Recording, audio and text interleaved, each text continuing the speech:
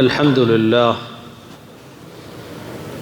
والصلاة والسلام على رسول الله وعلى آله وصحبه ومن والاه أما بعد. സ്നേഹം നിറഞ്ഞ സഹോദരങ്ങളെ, ഒരു സത്യവിശ്വാസിയെ സംബന്ധിച്ചിടത്തോളം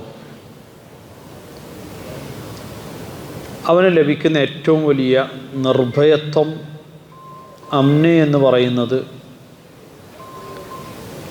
ഈമാൻ കൊണ്ടുണ്ടാകുന്നതായ നിർഭയത്വമാണ്. തൻ്റെ എല്ലാ കാര്യങ്ങളും സമ്പൂർണ്ണമായി അള്ളാഹുവിലേക്ക് തവക്കുലാക്കി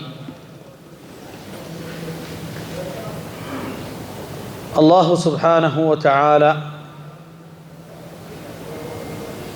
അവൻ വിധിച്ചതെന്തോ അതാണ് നടപ്പാകുന്നത് എന്ന പൂർണ്ണമായ വിശ്വാസത്തോടു കൂടി അള്ളാഹുവിൽ തവക്കുൽ ചെയ്ത്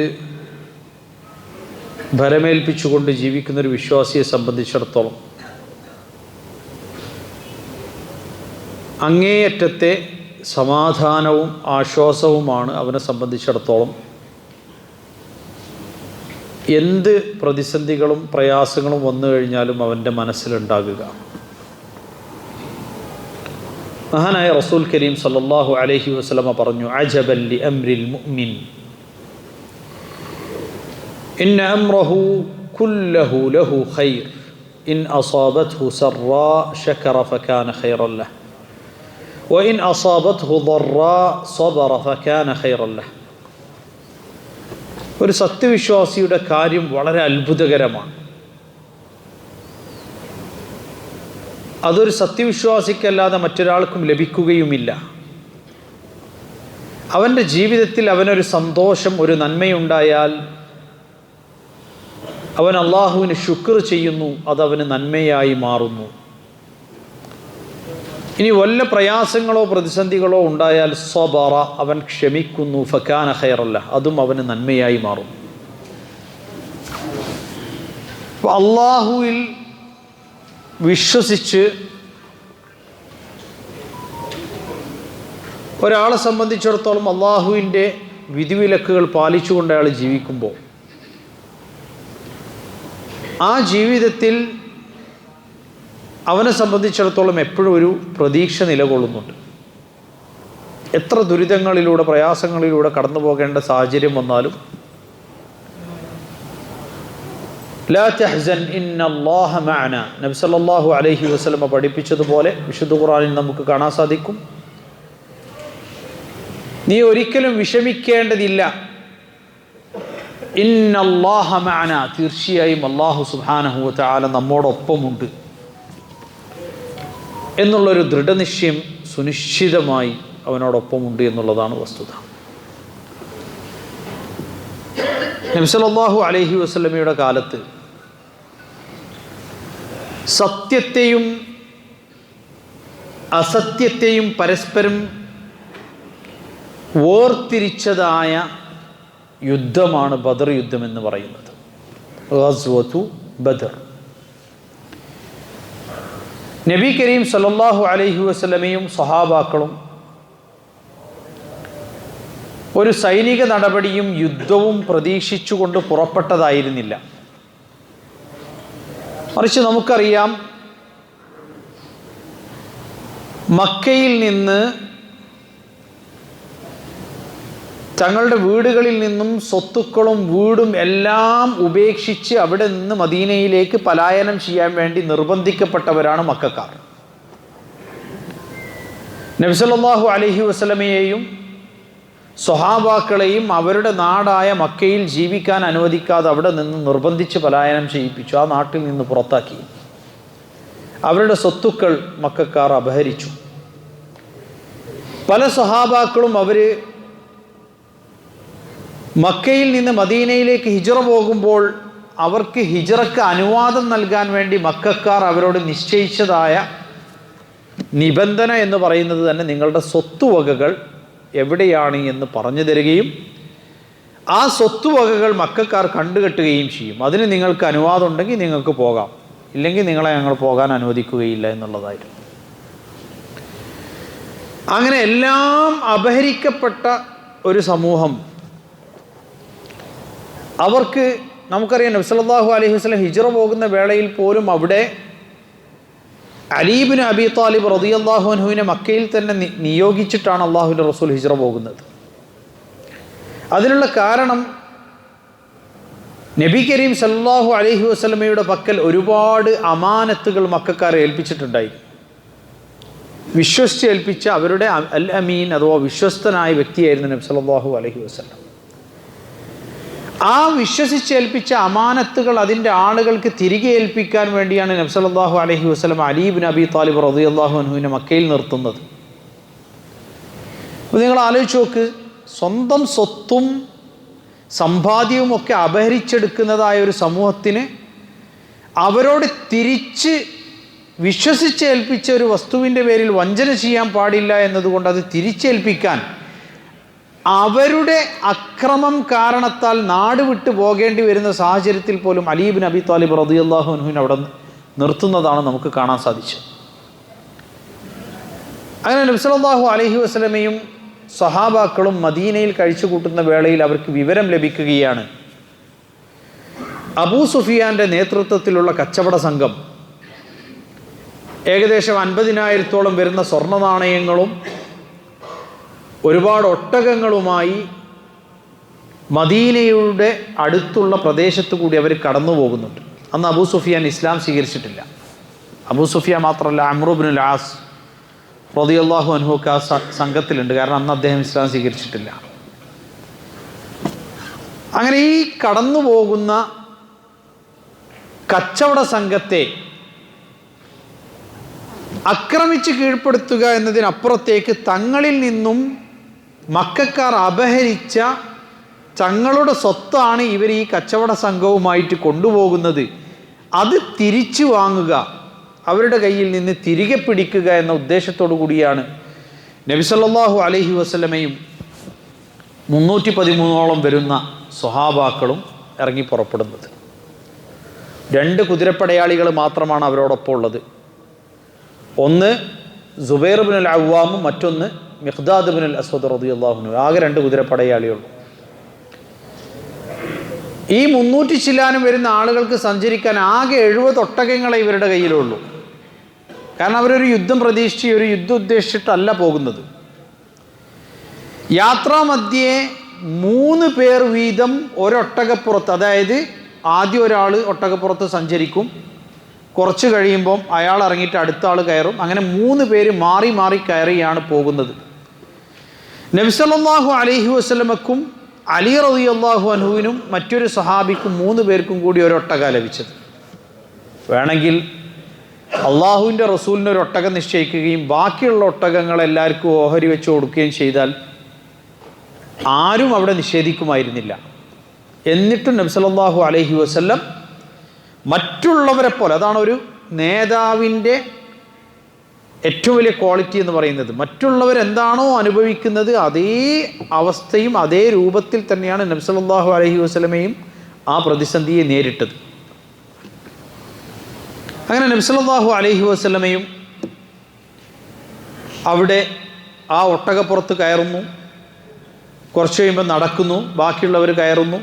അപ്പോൾ അലി റളിയല്ലാഹു അൻഹുവും അവരോടൊപ്പം നറുക്ക് ലഭിച്ച ഈ സ്വഹാബിയും തമ്മിൽ പരസ്പരം സംസാരിച്ചു. അവർ പറഞ്ഞു, അള്ളാഹുവിൻ്റെ റസൂൽ നടക്കുമ്പോൾ നമ്മൾ ഒട്ടകപ്പുറത്ത് കയറിയിട്ട് ഇങ്ങനെ സഞ്ചരിക്കുക എന്നുള്ളത് ഒരു സുഖം തോന്നുന്നില്ല. അതുകൊണ്ട് നമുക്ക് ഒട്ടകപ്പുറത്ത് സഞ്ചരിക്കാൻ വേണ്ടി കിട്ടിയിട്ടുള്ള ആ ഒരു പങ്ക് നമുക്ക് നബി സല്ലല്ലാഹു അലൈഹി വസല്ലമക്ക് കൊടുക്കാം. മുഴുവൻ അള്ളാഹുവിൻ്റെ റസൂൽ ഒട്ടകപ്പുറത്ത് സഞ്ചരിച്ചോട്ടെ, നമുക്ക് നടക്കാമെന്ന് പറഞ്ഞു. കാരണം നബി സല്ലല്ലാഹു അലൈഹി വസല്ലമക്ക് ഏകദേശം 55 വയസ്സോളം പ്രായമുണ്ട്. അലി റളിയല്ലാഹു അൻഹും കൂടെയുള്ള സ്വഹാബിയും യുവാക്കളാണ്. അങ്ങനെ അവർ നബി സല്ലല്ലാഹു അലൈഹി വസല്ലമയുടെ അരികിൽ വന്നുകൊണ്ട് പറഞ്ഞു, അള്ളാഹുവിൻ്റെ റസൂലേ, താങ്കൾ റസൂലാണ്, മാത്രമല്ല ഞങ്ങളുടെയൊക്കെ നേതാവാണ്. ഞങ്ങളേതായാലും യുവാക്കളാണ്, ഞങ്ങൾ നടന്നുകൊള്ളാം, താങ്കൾ ഒട്ടകപ്പുറത്ത് സഞ്ചരിച്ചുകൊള്ളൂ, ഞങ്ങൾ തൃപ്തിപ്പെട്ട് ഞങ്ങളുടെ ഒട്ടകപ്പുറത്ത് സഞ്ചരിക്കാനുള്ള ആ ഒരു പങ്ക് അത് അങ്ങേക്ക് വേണ്ടി തന്നിരിക്കുകയാണ്. നബി കരീം സല്ലല്ലാഹു അലൈഹി വസല്ലം പറഞ്ഞു, മാ അൻതും ബിഅഖ്ദറ മിന്നി അലൽ മശി, എന്നെക്കാൾ കൂടുതൽ നടക്കാൻ കഴിവുള്ള ആൾക്കാർ ഒന്നുമല്ല നിങ്ങൾ. വമാ അന ബിഅഗ്നാ മിൻകും മിനൽ അജ്ർ, ഇനി ഈ നടക്കുന്നതിന് പ്രതിഫലം ഉണ്ടല്ലോ, പടച്ച റബ്ബിങ്കൽ നിന്ന് ആ നടക്കുന്നതിന് ലഭിക്കുന്നതായ പ്രതിഫലത്തിന് നിങ്ങളെപ്പോലെ പടച്ചവൻ്റെ അടുത്ത് നിന്ന് ആ പ്രതിഫലം കിട്ടണം എന്ന് ആഗ്രഹിക്കുന്ന ഒരു വ്യക്തി തന്നെയാണ് ഞാനും. അപ്പം നിങ്ങളെക്കാൾ ആ പ്രതിഫലത്തിന് മറ്റാവശ്യമൊന്നും ഇല്ലാത്ത ഒരാളല്ല ഞാൻ, എനിക്കും ആ പ്രതിഫലം ലഭിക്കണം. അതുകൊണ്ട് നിങ്ങൾ നടക്കുന്ന പോലെ ഞാനും നടക്കും, എനിക്ക് ഉള്ള സമയത്തുമ്പോൾ ഞാൻ ഒട്ടകപ്പുറത്ത് കയറും, അങ്ങനെ തന്നെ പോയാൽ മതി എന്ന് പറഞ്ഞു. ഇതൊക്കെ ബദർ യുദ്ധത്തിൻ്റെ വേളയിൽ ചരിത്രത്തിൽ നമുക്ക് കാണാൻ സാധിക്കുന്നതായ സംഭവങ്ങളാണ്. അബൂ സുഫിയാൻ ഈ വിവരമറിഞ്ഞ് ഏകദേശം യംബു എന്ന് പറയുന്ന സൗദി അറേബ്യയിലെ തീരപ്രദേശത്തു കൂടി സാധാരണ കച്ചവട സംഘങ്ങൾ പോകാത്തൊരു വഴിയിലൂടെയാണ് മക്കത്തേക്ക് അയാൾ പോകുന്നത്. അങ്ങനെ വഴിയിൽ വെച്ച് അംറു ഇബ്നു ദംദം എന്ന് പറയുന്ന വളരെ മോശപ്പെട്ടൊരു വ്യക്തി, ഒരു കുതന്ത്രക്കാരനായ വ്യക്തി, അയാളെ അബൂ സുഫിയാൻ നിയോഗിക്കുകയാണ്, മക്കക്കാരുടെ അടുത്തേക്ക് നീ പെട്ടെന്ന് ചെല്ലണം, പെട്ടെന്ന് ചെന്നിട്ട് നമ്മളുടെ കച്ചവട സംഘത്തെ മുഹമ്മദും കൂട്ടരും ആക്രമിച്ചിട്ടുണ്ട് എന്ന് അറിയിക്കുകയും സഹായമായി സൈന്യത്തെ അയക്കാൻ വേണ്ടി ആവശ്യപ്പെടുകയും ചെയ്യണം. അപ്പോൾ ഇയാൾ വളരെ കുതന്ത്രക്കാരനായതുകൊണ്ട് തന്നെ ഇയാൾ എന്ത് ചെയ്തു, ഇയാളുടെ വസ്ത്രമൊക്കെ ആകെ വലിച്ചു കീറി ഒട്ടകത്തിൻ്റെ മൂക്ക് തൻ്റെ വാളുപയോഗിച്ച് മുറിവേൽപ്പിച്ച് ആ രക്തം ശരീരത്തിലും മറ്റൊക്കെ പുരട്ടി ഒട്ടകപ്പുറത്ത് ഇട്ടിരുന്ന ആ ഒട്ടകത്തിൻ്റെ പുറത്ത് ഉപയോഗിക്കുന്നതായ കട്ടിൽ അല്ലെങ്കിൽ ഇരിക്കാൻ ഉപയോഗിക്കുന്ന പീഠം അത് തിരിച്ചിട്ട് അങ്ങനെ ഒരു ആക്രമിക്കപ്പെട്ട രൂപത്തിലാണ് ഇയാൾ മക്കത്തേക്ക് എത്തുന്നത്. എന്നിട്ട് അൽ ഗൗസ് അൽ ഗൗസ് അൽ ലതീമ അൽ ലതീമ അൽ ഗൗസ് അൽ ഗൗസ് അൽ ലതീമ അൽ ലതീമ എന്നിങ്ങനെ വിളിച്ചു പറഞ്ഞുകൊണ്ടിരുന്നു. ആളുകളൊക്കെ ആകെ ഭയപ്പാടിലായി. കാരണം അവർ ഈ ഹിജറ പോയ ആൾക്കാരുടെ സ്വത്ത് അപഹരിച്ചതും ഈ ആ നിലയ്ക്ക് അപഹരിച്ചുണ്ടാക്കി ഈ സ്വത്തും കാര്യങ്ങളൊക്കെ ഈ കച്ചവട സംഘത്തിലുള്ളത്. അപ്പോൾ ഈ കച്ചവട സംഘം ആക്രമിക്കപ്പെട്ട ആ സ്വത്തും സമ്പാദ്യമൊക്കെ നഷ്ടപ്പെട്ടിട്ടുണ്ടാവും എന്ന് കരുതിയിട്ട് ഇവർ ആകെ ഭയന്ന് എല്ലാവരും ഓടിക്കൂടി. ഇയാളാണെങ്കിൽ ഒന്നും പറയുന്നില്ല, ഇയാളിങ്ങനെ ഇത് വിളിച്ചു പറഞ്ഞു പോവാണ്. അങ്ങനെ കഅബയുടെ അടുത്തുള്ളൊരു ഭാഗത്ത് ഒന്ന് ചെന്ന് നിന്ന് ഇയാൾ പറഞ്ഞു, നിങ്ങളുടെ കച്ചവട സംഘത്തെ മുഹമ്മദും കൂട്ടരും ആക്രമിച്ചിട്ടുണ്ട്, പെട്ടെന്ന് തന്നെ സൈന്യം തയ്യാറാക്കണം. അങ്ങനെ അവിടുന്ന് അബൂജഹൽ അപ്പോൾ തന്നെ സൈന്യം തയ്യാറാക്കാൻ വേണ്ടിയിട്ട് ആളുകളെ വിളിച്ചു കൂട്ടുന്നു. 950ഓളം വരുന്നതായ മക്കാ മുശ്രിക്കുകളും അവർക്ക് മാംസത്തിന് വേണ്ടിയും യാത്ര ചെയ്യാനൊക്കെയായി 1000ഓളം വരുന്ന ഒട്ടകങ്ങളും, പിന്നെ എപ്പോഴും ഈ മ്യൂസിക്, നൃത്തം, ഇതൊക്കെ അതിനൊരു പൈശാചികത ഉണ്ട്. നബി സല്ലല്ലാഹു അലൈഹി വസല്ലമക്ക് വിശുദ്ധ ഖുർആൻ അവതീർണമായപ്പോൾ ആളുകൾ അത് കേൾക്കാതിരിക്കാൻ വേണ്ടി സംഗീതവും നർത്തകിമാരുടെ നൃത്തവും ഒക്കെ യുവാക്കൾക്ക് വേണ്ടിയിട്ട് അതേപോലെ നർത്തകിമാരും അതേപോലെ തന്നെ സംഗീതവും ഒക്കെ ഈ വിശുദ്ധ ഖുർആൻ കേൾക്കാതിരിക്കാൻ വേണ്ടിയിട്ട് എന്ത് ചെയ്തു, പിന്നെ ഒരു ഭാഗത്ത് ഓക്കെ ഈ ശ്രദ്ധ തിരിക്കാൻ വേണ്ടിയിട്ട് ഇവർ ഉപയോഗിച്ചിരുന്നത്. അങ്ങനെ നബി സല്ലല്ലാഹു അലൈഹി വസല്ലമക്ക് അവരെ നേരിടാൻ വേണ്ടി പോകുന്ന ഈ സൈന്യത്തിൻ്റെ കൂടെ കുറേ നർത്തകിമാരെയും അതേപോലെ തന്നെ ഈ സംഗീതജ്ഞരെയും ഒക്കെ കൂട്ടിക്കൊണ്ടാണ് ഇയാൾ പോവാണ്. അങ്ങനെ ചെന്ന് വഴിയിൽ വെച്ച് അബൂ സുഫിയാനെയും കൂട്ടരെയും കണ്ടുമുട്ടിയ വേളയിൽ അവിടെ അബൂ സുഫിയാൻ സുരക്ഷിതരായിട്ട് കാരണം തീരപ്രദേശത്ത് കൂടെയുള്ള മറ്റൊരു വഴിയിലൂടെ മാറി സഞ്ചരിച്ച് അവർ വരികയാണ്. അപ്പോൾ ആ ഒന്ന് ഏകദേശം വഴിയിൽ വെച്ച് ഇവരെ കണ്ടുമുട്ടിയപ്പോൾ ഇവർ ആക്രമിക്കപ്പെട്ടിട്ടില്ല എന്ന് മനസ്സിലായി. അപ്പോൾ ഈ അബൂജഹലിനോടും കൂട്ടരോടും ആക്രമിക്കപ്പെട്ടിട്ടില്ല, തിരിച്ചു പോവുക എന്ന് പറഞ്ഞപ്പോൾ അയാൾ പറഞ്ഞു, ഇല്ല, നമ്മൾ മുഹമ്മദിൻ്റെ അരികിൽ ചെന്ന് മദ്യം രുചിക്കുകയും നർത്തകിമാർ നൃത്തം ചെയ്യുകയും ഒട്ടകങ്ങളെ ബലി കഴിച്ച് അതിൻ്റെ മാംസം ഭക്ഷിക്കുകയും ചെയ്യും. അന്ന് അവിടുന്ന് എന്തൊക്കെയാണ് മുഹമ്മദ് എതിർക്കുന്നത്, ആ എതിർക്കുന്ന കാര്യങ്ങളൊക്കെ അവിടെ പോയിട്ട് ചെയ്യണമെന്ന് നബി സല്ലല്ലാഹു അലൈഹി വസല്ലമയെ വെല്ലുവിളിച്ചുകൊണ്ട് ഇയാൾ പറയാൻ. ഈ സൈന്യത്തെ ഒരുക്കുമ്പോൾ അവിടെ ഒരുപാട് സംഭവങ്ങൾ നടക്കുന്നുണ്ട്. ഒന്ന്, അബൂലഹബ് ഈ സൈന്യത്തോടൊപ്പം പോകാൻ കൂട്ടാക്കിയില്ല. അയാൾ പറഞ്ഞു, വഅദനി മുഹമ്മദുനിൽ ഖത്ൽ അൽ മൗത്ത്, മുഹമ്മദ് എന്നോട് ഞാൻ കൊല്ലപ്പെടുന്നു പറഞ്ഞിട്ടുണ്ട്, അതെന്തായാലും സംഭവിക്കുന്നറിയാം. കാരണം നബി സല്ലല്ലാഹു അലൈഹി വസല്ലമ അവരോട് പറഞ്ഞിട്ടുള്ള കാര്യങ്ങൾ സംഭവിക്കുമെന്ന് അവർക്ക് ഉറപ്പായിരുന്നു. അപ്പോൾ അബൂലഹബ് കൂടെ പോകാൻ തയ്യാറായില്ല. പക്ഷേ അബ്ബാസ് റളിയല്ലാഹു അൻഹു അന്ന് ഇസ്ലാം സ്വീകരിച്ചിട്ടില്ല. അദ്ദേഹം തൻ്റെ അടിമകളെ അബൂലഹബിൻ്റെ അരികിൽ അബൂലഹബിന് സേവനങ്ങൾ ചെയ്യാൻ വേണ്ടിയിട്ട് ഈ അടിമകൾ അവിടെ ആക്കിയിട്ട് പോകുമ്പോൾ അതിലൊരു അടിമയെ ഈ അബൂലഹബ് അടിച്ചപ്പോൾ ഈ അടിമയുടെ സഹോദരി ഒരു ഇരുമ്പിൻ്റെ ദണ്ടെടുത്തിട്ട് അബൂലഹബിനെ ഒരൊറ്റടി. അതിലയാൾ കിടപ്പിലായി. ആളുകൾക്ക് പോലും അയാളുടെ അടുത്തേക്ക് ചെല്ലാൻ ഭയമുണ്ടാക്കുന്ന രൂപത്തിലുള്ളൊരു രോഗാവസ്ഥ അയാൾക്ക് വരികയും അങ്ങനെ ആ കിടന്നിടത്ത് കിടന്ന് അയാൾ മരിക്കുകയാണ് ചെയ്തത്. ബദർ യുദ്ധം കഴിഞ്ഞ് 6 ദിവസം കഴിയുമ്പോഴേക്ക് അബൂലഹബ് മരണപ്പെട്ടിട്ടുണ്ട്. പറയുമ്പോൾ അയാൾ ഈ യുദ്ധത്തിൽ പോകാത്ത ആളാണ്, ഭയപ്പെട്ടിട്ട് പോകാതിരുന്ന ആളാണ്. ഉമയ്യ ബിൻ ഖലഫ് ഭയപ്പെട്ടിട്ട് പിന്മാറി നിന്നപ്പോൾ മക്ക മുശ്രിക്കുകളുടെ നേതാക്കൾ വന്ന് അയാളെ നിർബന്ധിച്ചു കൊണ്ടുപോകുകയാണ്. കാരണം അയാളോട് ബിലാൽ റളിയല്ലാഹു അൻഹുവിനെ അങ്ങേയറ്റം പീഡിപ്പിച്ചിട്ട് ഇരുന്ന ആളായിരുന്നു ഈ ഉമയ്യ ബിൻ ഖലഫ്.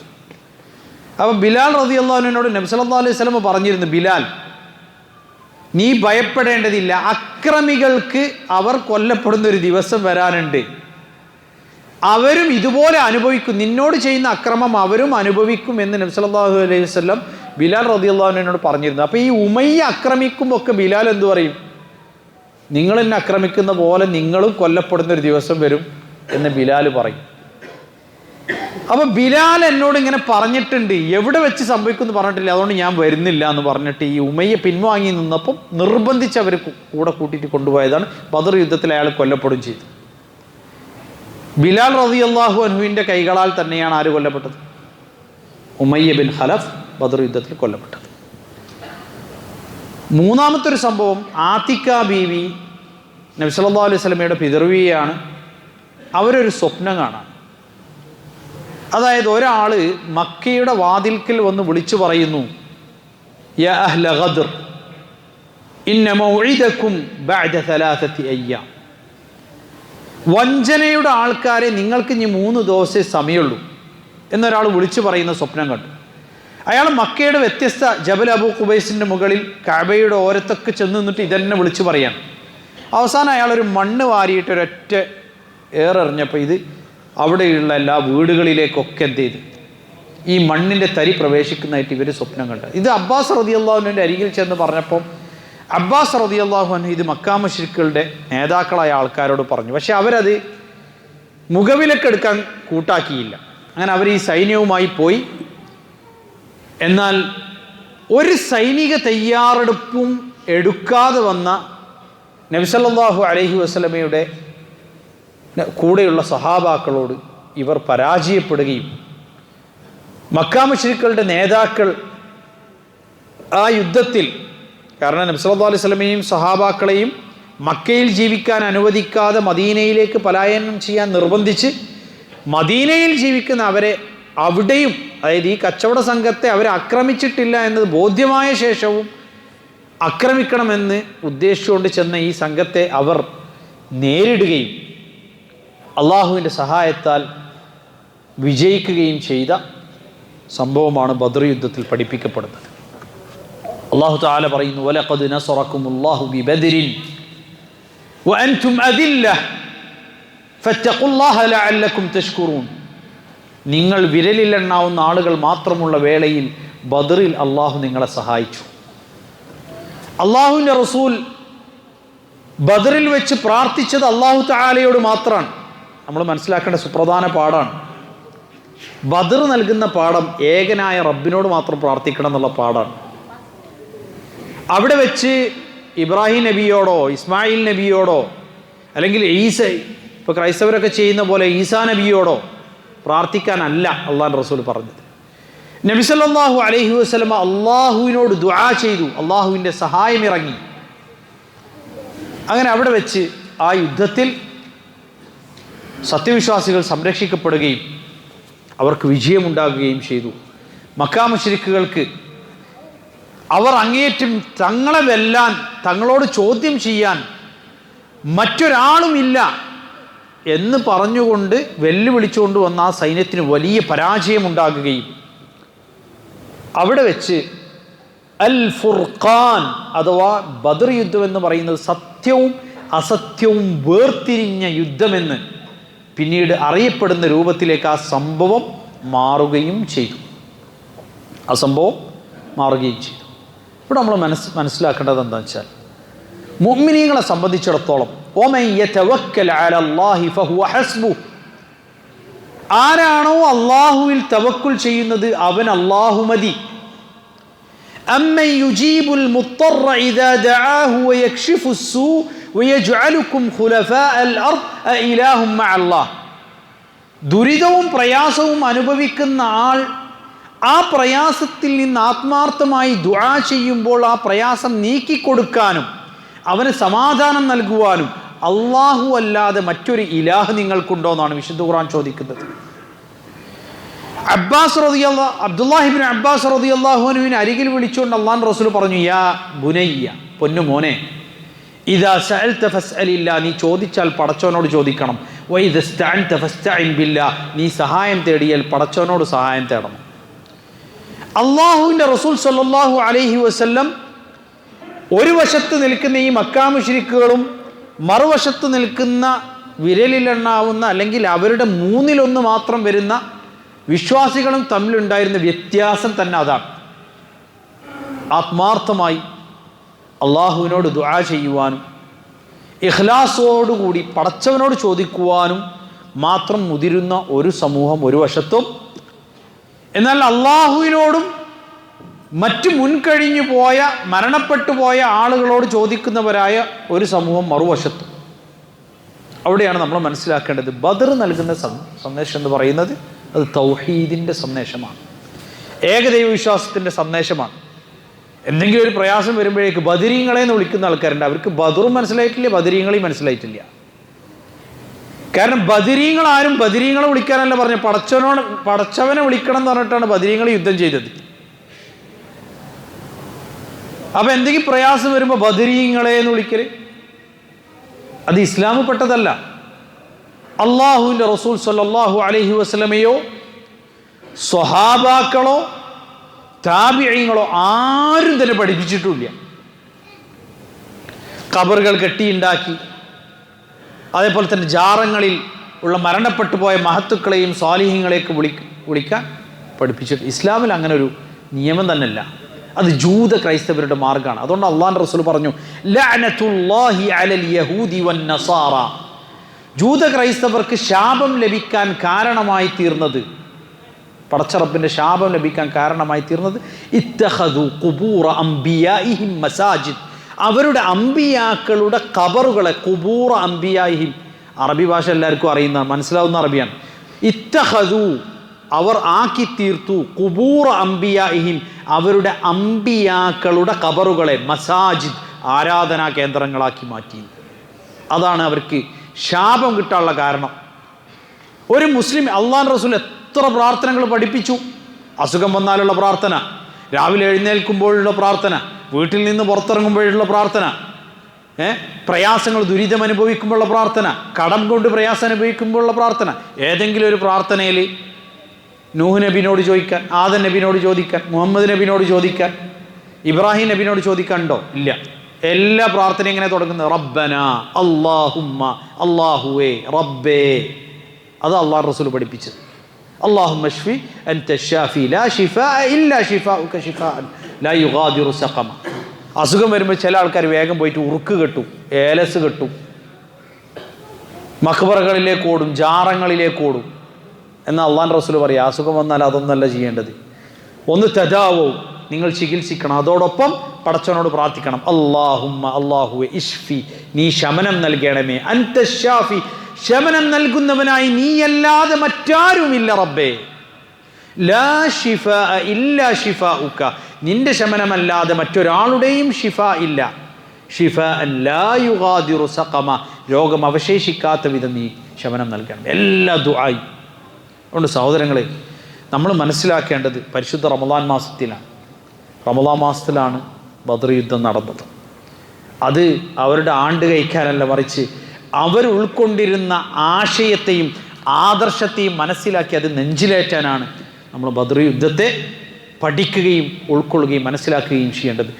മരിച്ച് തൊണ്ടക്കുഴിയിൽ നിന്ന് ജീവൻ അങ്ങോട്ട് എടുത്തു പോയാലും ലാ ഇലാഹ ഇല്ലല്ലാഹ്, ആരാധനക്കർഹനായി എൻ്റെ റബ്ബല്ലാതെ മറ്റാരുമില്ല എന്ന കലിമത്ത് തൗഹീദ്, അത് ഞാൻ വിടില്ല എന്നുള്ള പ്രഖ്യാപനം, ദൃഢനിശ്ചയം, ഈമാൻ, ഇസ്സത്ത്, അതാണ് ബദർ നമുക്ക് നൽകുന്നതായ പാഠം. അല്ലാഹു സുബ്ഹാനഹു വ തആല നാളെ സ്വർഗത്തിൽ നബി സല്ലല്ലാഹു അലൈഹി വസല്ലമയുടെ സമീപത്ത്, അതുപോലെ തന്നെ ബദറിൽ പങ്കെടുത്ത സ്വഹാബാക്കളുടെ സമീപത്ത് സ്വർഗത്തിൽ സ്ഥാനം ലഭിക്കുന്ന ഉത്തമരായ ആളുകളുടെ കൂട്ടത്തിൽ നമ്മെ എവരെയും ഉൾപ്പെടുത്തുമാറാകട്ടെ. വസല്ലല്ലാഹുമ്മ അലാ നബിയിന മുഹമ്മദിൻ വഅലാ ആലിഹി വസഹ്ബിഹി അജ്മഈൻ.